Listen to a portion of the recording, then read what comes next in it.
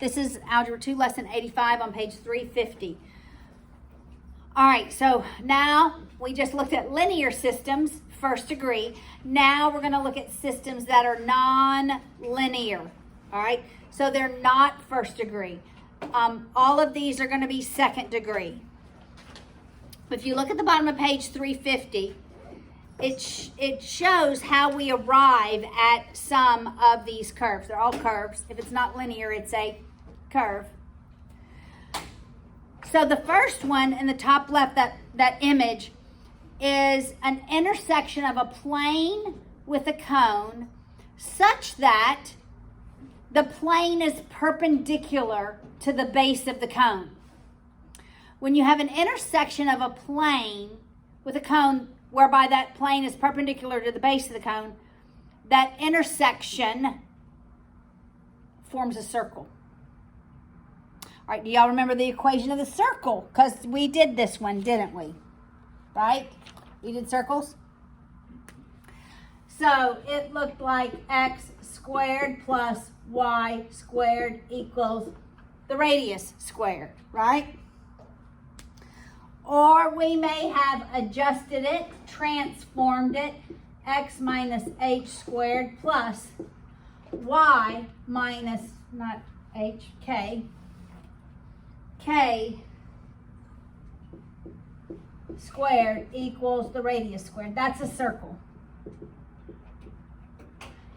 It is a second degree equation and happens in that conic section when it's called, these are all called conics. Because they're all intersections of a plane with a cone. All right. So the circle, that intersection is perpendicular to the base.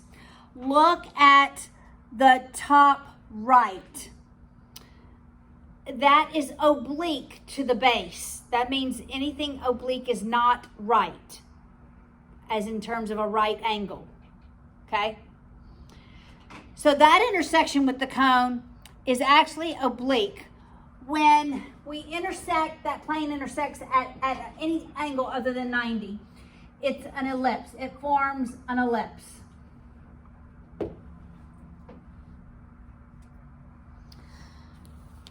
And an ellipse looks almost like a flattened curve. And it really, what happens is it rotates around 2 points that are called focal points.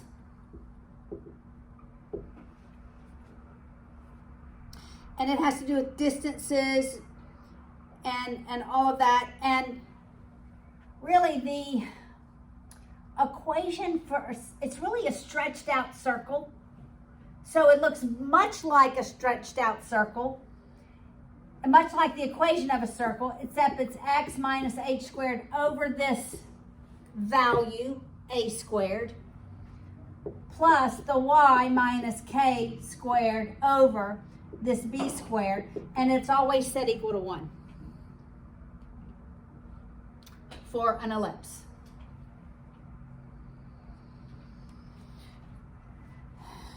And you'll have to know all the formulas. How do I calculate A? How do I calculate B? How do I calculate the focal points, which is like a C value? All right, the bottom left is a parabola. I called it something else. I called it a parable in pre-calculus today. It was pretty bad. And it is when that intersection of the plane, it actually goes to the base.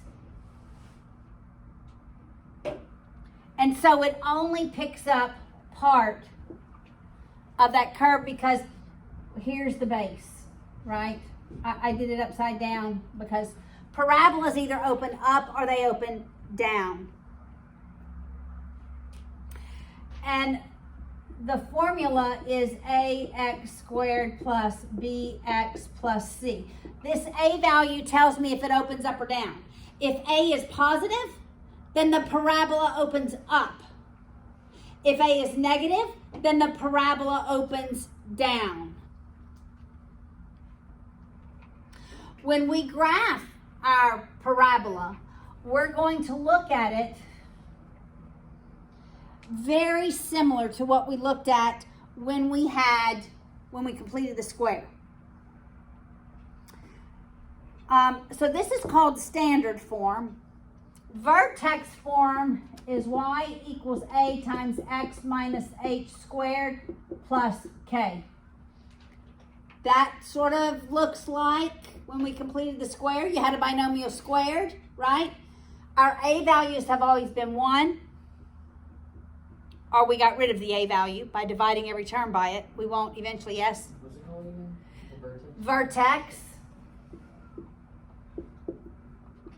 There's actually one other form. I'm not going to show you right now. Is it in your textbook? I don't think it's in your textbook.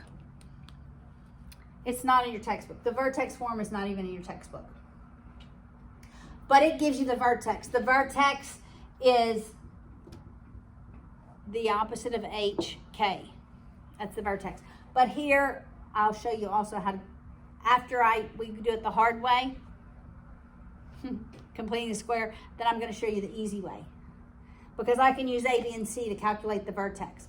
What is true about parabolas is some very important concepts that I want to go ahead and address. Then we'll go to the last one.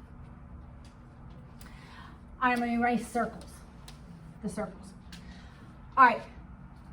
I'm going to draw. That means my A is greater than 0. It's positive. All right. What happens is on this side, I decrease.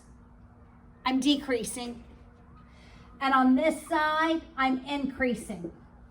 But there is a point, and that is the minimum point. It's called a min. Typically, we call it a min or a minima. It would be singular.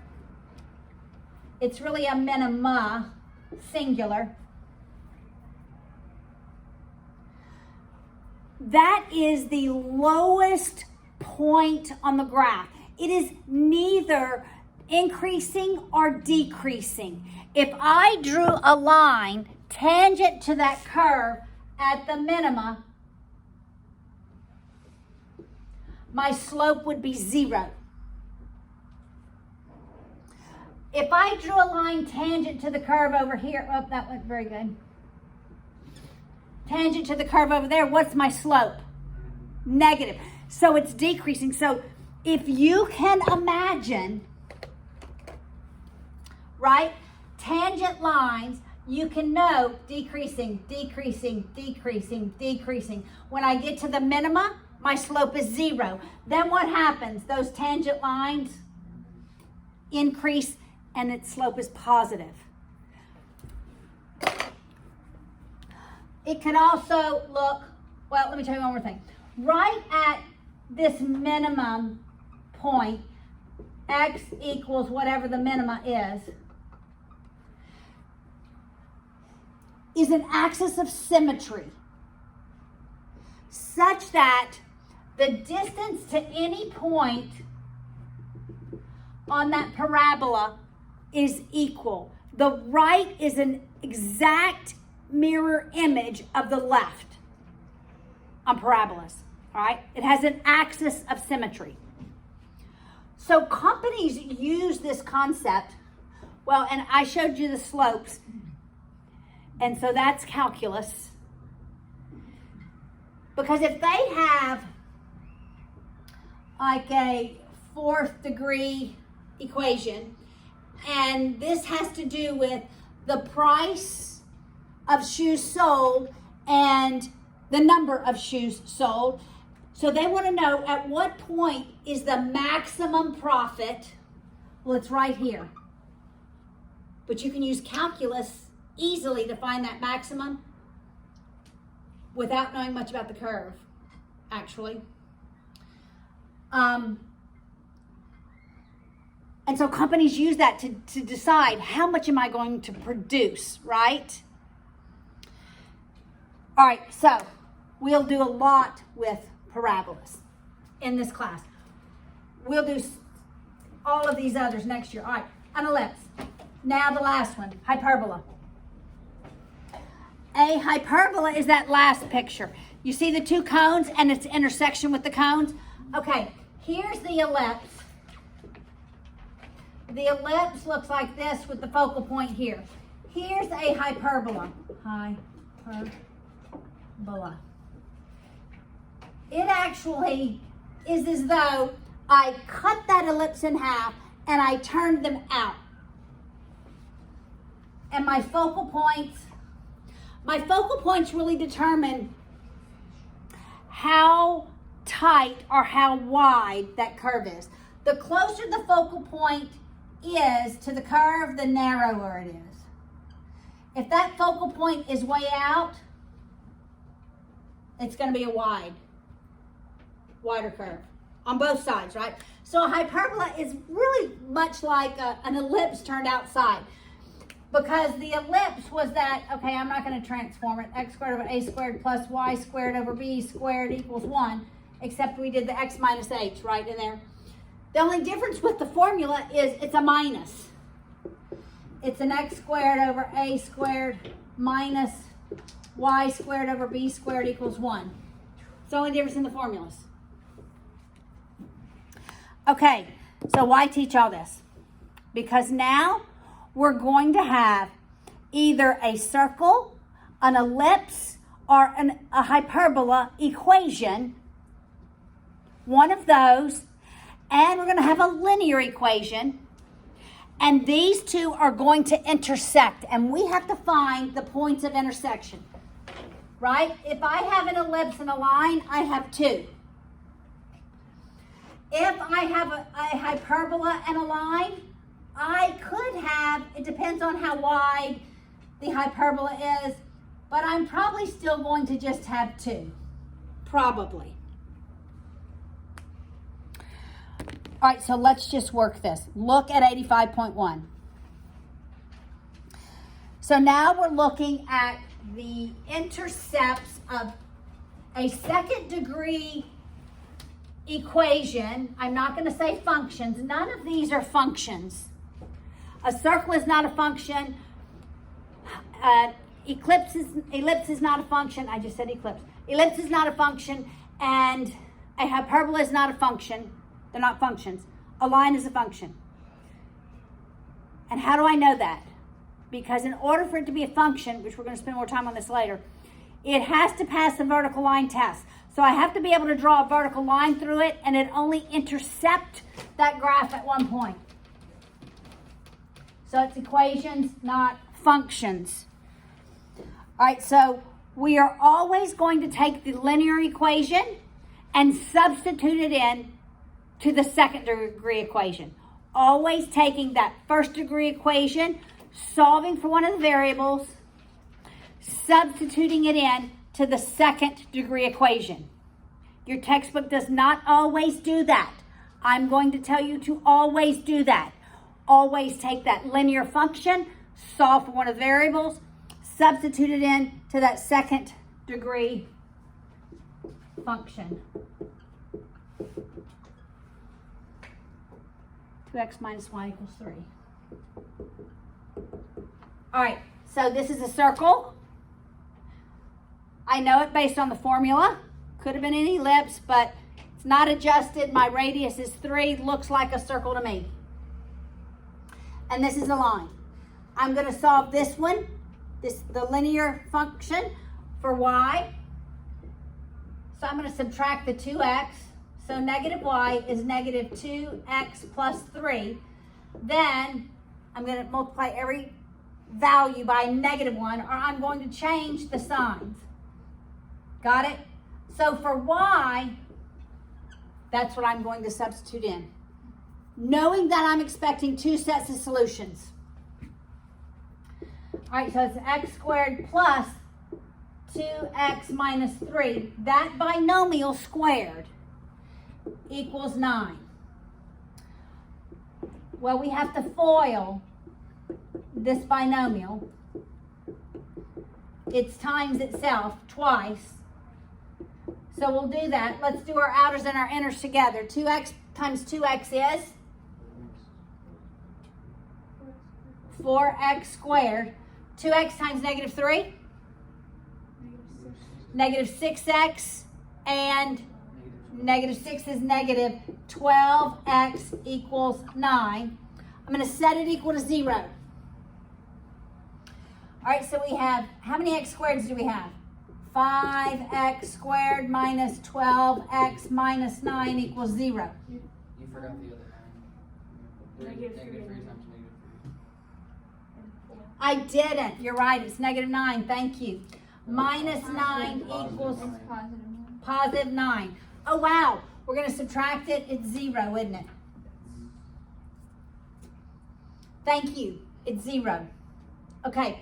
How am I going to solve for the value of x in this equation? Yes. I'm going to factor out an x. Good job. So what am I left with? 5x minus 12. How do I solve for the value of x? Yes, Owen. B over 2 squared. Oh. I have a factor times a factor equals 0. How do I solve for the value of x? I set each, what, Ethan? Go ahead. I set x equal to 0. I set 5x minus 12 equal to 0. Because if this factor is 0, 0 times anything is what? Right. If one of them is 0, the whole side is 0. So x is 0 is one of my solutions. I add the 12. I divide by 5. 12 fifths is the other one. Can I then go and solve for y? Yes, I need the y. I'm always going to go back into my linear equation. That's the easiest one. So for x, I'll put in 0. And negative y equals 3, or y equals negative 3. Right? So one of my ordered pairs where this circle and this line intersect is at 0, negative 3. I need the other ordered pair. X equals 5, 12 fifths. 2 times 12 fifths minus y equals 3. What is that, 24 fifths? So I'll subtract 24 fifths on both sides. I'm going to multiply the 3 by 5 over 5. So it's negative y equals, yes, 15 thirds minus 24 fifths. What is that? That's negative what? 9. I'm going to change them both. 9, that should have been a 5. Negative and positive 9 fifths. So what's my other ordered pair? 12 fifths, 9 fifths. Right? That's all I'm doing. All right, now look at example 2. There's only 2 examples. All right, now this is an important one because today the equations are given. This textbook is famous for this, right? Today the equations are given, but soon these are going to be in word problems. Okay, so I want you to look at it. It's b times td plus 5 times td. So b is going to represent the speed of the boat, and the other piece is going to represent the time. So it's rate times time, really is what that is, which is distance, except it's going to be a boat. And the boat's going to be in water. And we're going to have resistance either in the positive direction or the negative direction. So we're either going to be going upstream, which is going to be negative. It's going to be friction on the boat, right? So it's going to be a drag on the boat. Or we're going downstream, which is going to help us go in the boat. Okay, so connect this to the future lesson. But for now, it's pretty easy. I know I want to get rid of BTD, right? Always. I want to get rid of BTD. All right, so let's work it.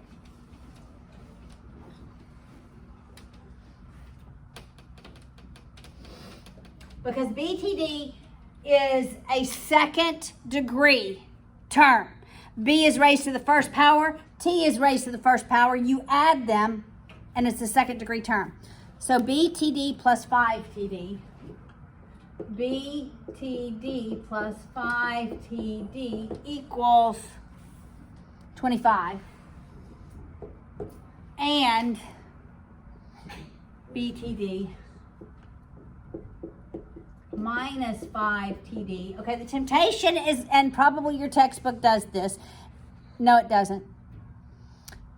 Is to eliminate 5TD. Don't eliminate TD.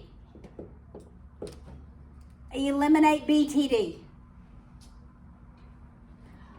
All right, so I'm going to change the signs of every one in the second, every term in the second equation.